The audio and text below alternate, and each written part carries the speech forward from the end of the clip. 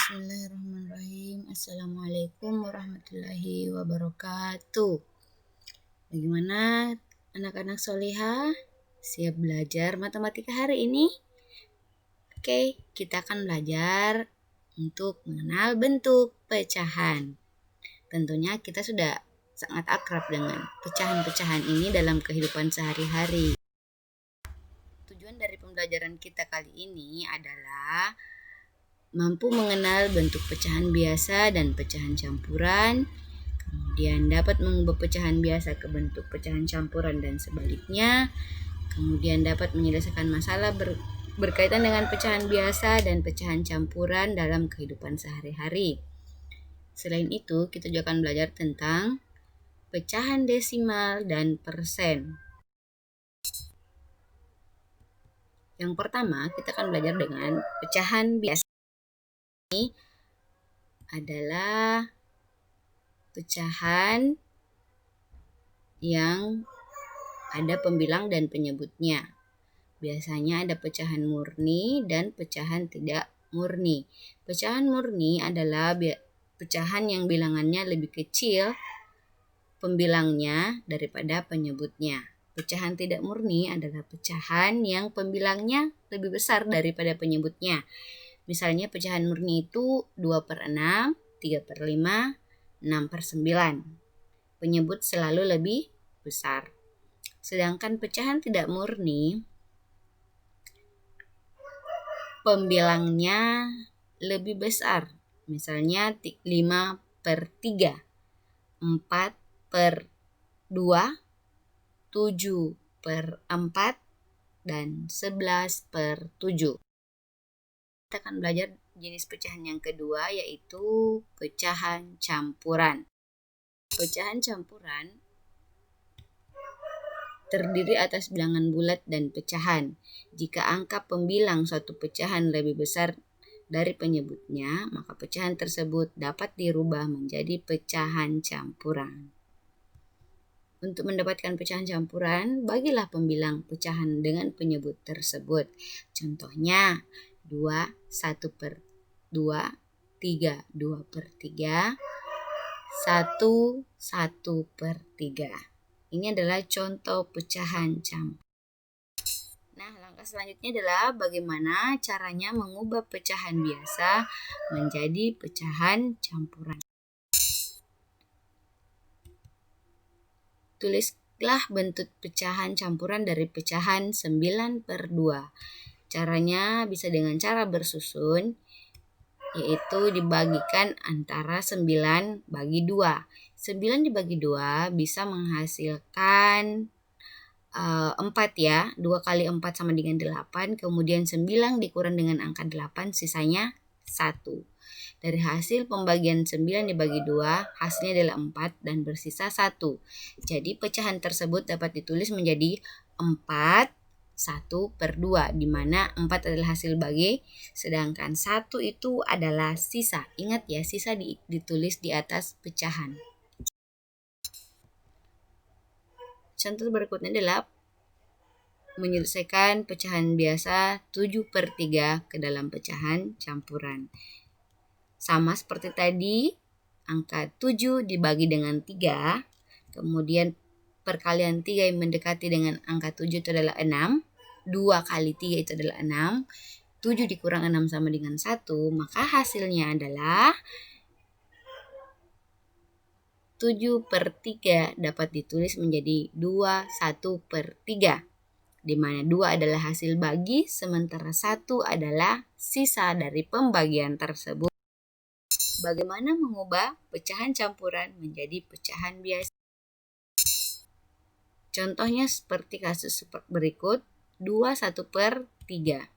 2 1/3 ini kita rubah mengalihkan antara angka 2 dengan penyebut. 2 kali 3 adalah 6, kemudian 6 ditambah 1, atau bisa digambarkan dengan seperti ini. 2 kali 3 tambah 1/3 sama dengan 7/3. Ingat ya, penyebutnya selalu tetap, tidak ikut dijumlahkan. Pembilang saja yang kemudian berikutnya bisa kita lihat lagi 1/2. Angka 1 dikalikan dengan 2, kemudian hasil pengalian tersebut ditambah dengan pembilang. 1 kali 2 ditambah 1/2 sama dengan 3/2. Selalu diingat penyebut tetap 2, tidak dirubah-rubah ataupun contoh berikutnya bisa juga 32/7. 32/7 ini seperti yang dijelaskan sebelumnya, angka 3 dikalikan dengan 7, kemudian hasil pengaliannya dijumlahkan dengan 2. 3 kali 7 ditambah 2/7 sama dengan 21 ditambah 2 adalah 23/7. Yang ketiga itu adalah pecahan desimal. Pecahan desimal adalah bilangan pecahan dengan pembilang 10, 100, dan seterusnya. Misal 10 penyebutnya itu adalah 10, 100, ataupun 1000. Kemudian dapat ditulis dengan tanda koma sebelum angka tersebut. Misalnya 7/10 sama dengan 0,7. 300/100 sama dengan 0,300. Jadi kesimpulannya adalah jika pecahan desimal itu ditulis 3 angka di belakang koma, maka penyebutnya adalah 1000. Jika dia ditulis 1 angka di belakang koma, maka penyebutnya 10. Jadi jumlah bilangan di belakang koma itu sama dengan jumlah 0 dari penyebut bilangan tersebut. Misalnya 0,7 artinya bilangan tersebut pecahannya adalah 7/10. Kemudian 30/100 karena dia memiliki 2 angka, maka 2 angka di belakang koma dia per 100. Contoh berikutnya bisa kita lihat dengan cara mengubahnya. Misalnya pecahan biasa dirubah menjadi pecahan desimal. Bisa langsung dibagi atau dikalikan kemudian dijadikan menjadi penyebut 10 atau 100 atau 1000. Misalnya 2/5. 2/5 bisa langsung dibagi 2/5 atau dijadikan menjadi bilangan yang berpenyebut pecahan yang berpenyebut 10. Maka 5 ini untuk menghasilkan 10 bisa dikalikan 2.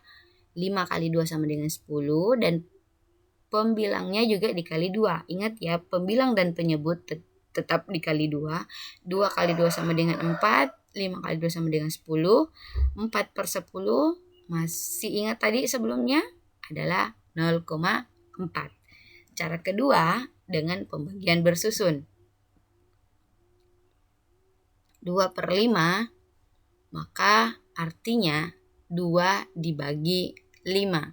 Karena 2 tidak bisa dibagi 5 maka dituliskanlah koma di atas. Maka ketika kita menuliskan koma pada pembagian bersusun, maka dalam pembagian tersebut disisipkan angka 0 menjadi 20 dibagi 5.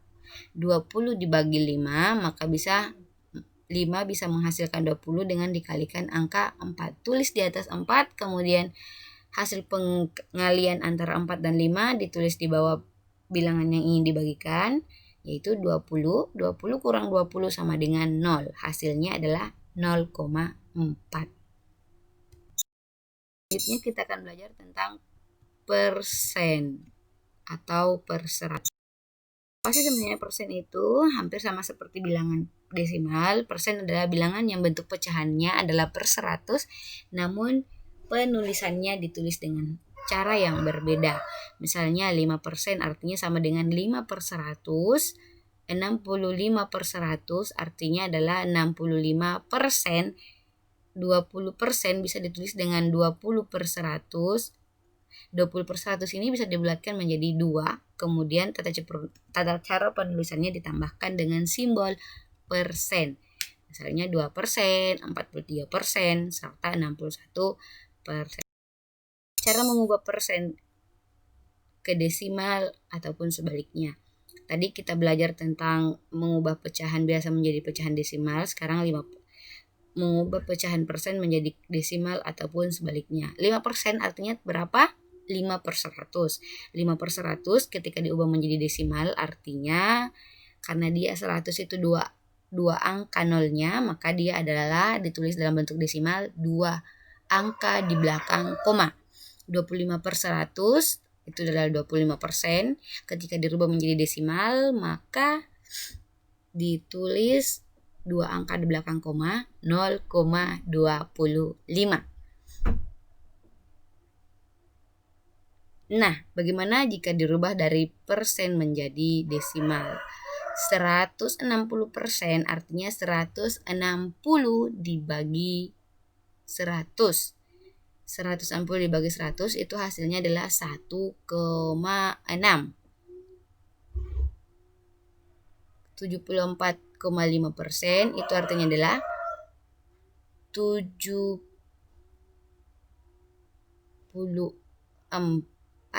atau 745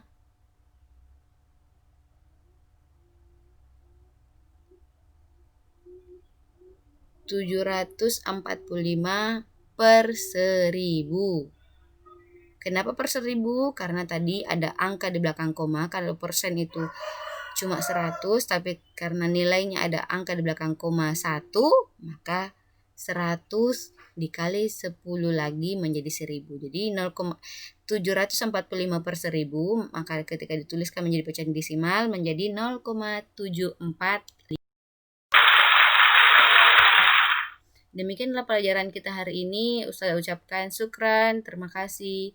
Wa jazakumullahu khairan. Assalamualaikum warahmatullahi wabarakatuh.